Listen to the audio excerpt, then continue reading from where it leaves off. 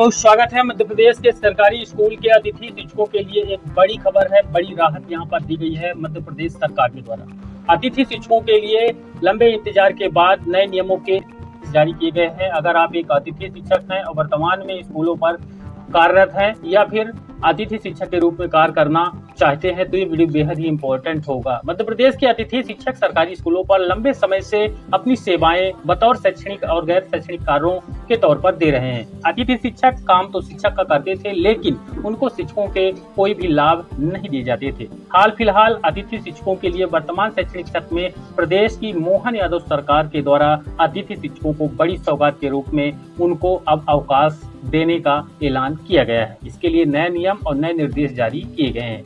मध्य प्रदेश के अतिथि शिक्षकों को मिली बड़ी सौगात। 10 CL का नया नियम लागू किया गया है। साथ ही जो पुराने अतिथि शिक्षक थे, वर्तमान शैक्षणिक सत्र में 90% से कम अटेंडेंस के कारण, ई अटेंडेंस के कारण उनकी नियुक्तियां स्कूलों पर नहीं हो रही थी। अब प्रदेश के सभी अतिथि शिक्षकों को वर्तमान शैक्षणिक सत्र में अगर उपस्थिति कम थी तो भी ज्वाइनिंग मिलेगी, उसके लिए भी आदेश जारी कर दिया गया है। वीडियो को कंप्लीट स्टेप बाय स्टेप दिखाएंगे, यहाँ पर अंत तक बने रहिएगा।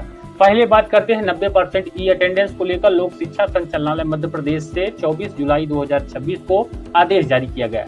यह आदेश सभी संभागीय संयुक्त संचालक, सभी जिला शिक्षा अधिकारी, सभी विकास खंड शिक्षा अधिकारी और सभी संकुल प्राचार्य हायर सेकेंडरी स्कूल और हाई स्कूल मध्य प्रदेश के लिए जारी हुआ है।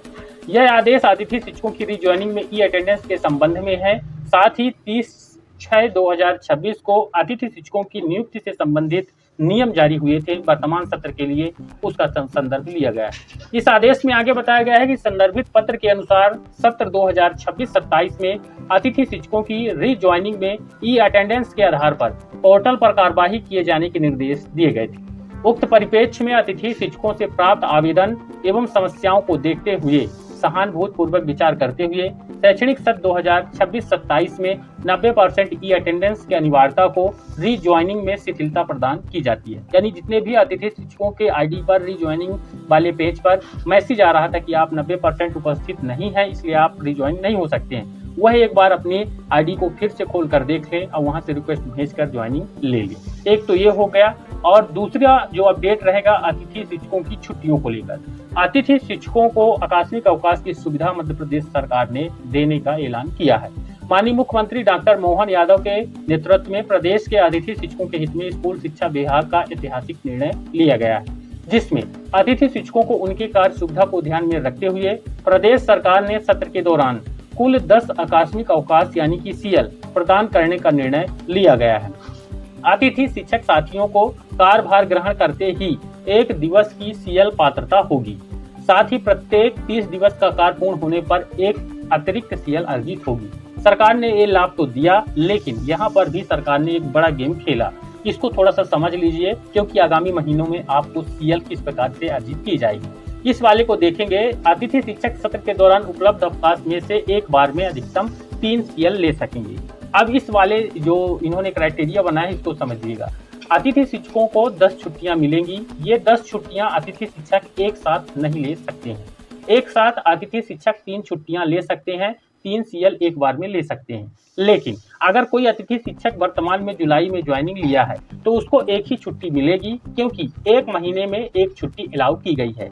अब बात आती है कि अगर 1 महीने में 1 छुट्टी है तो 3 छुट्टी कैसे लेंगे। तो 1 महीने में 1 छुट्टी यानी जुलाई महीने का 1 छुट्टी अगर अतिथि शिक्षक नहीं लेता है, फिर उसके बाद अगस्त महीने का भी छुट्टी नहीं लेता है, उसके बाद अगले महीने का भी छुट्टी नहीं लेता है, तो ये 3 छुट्टियां उसका रिजर्व हो जाता है। तो उसके बाद जैसे ही यहाँ पर उसको छुट्टियों की आवश्यकता पड़ती है तो ये रिजर्व छुट्टियां जो हैं, 3 छुट्टियां जैसे हैं, ये 4 छुट्टियां हैं, ये 5 छुट्टियां रिजर्व हो गई, तो अतिथि शिक्षक एक बार यानी लगातार 3 जो है CL ले सकता। मुझे उम्मीद है आप समझ गए होंगे कि आप छुट्टी कैसे ले पाएंगे इकट्ठा। बाकी 1 महीने में 1 छुट्टी मिलेगा। जुलाई के बाद अगस्त, अगस्त के बाद अगला महीना, उसके बाद अगला महीना, इस तरह से आप हर महीने 1 छुट्टी ले सकते हैं। वहीं स्कूल शिक्षा विभाग के प्रदेश शिक्षकों के हितों की रक्षा और उनके कार्य परिवेश को बेहतर बनाने का निरंतर कार्य कर रहा है।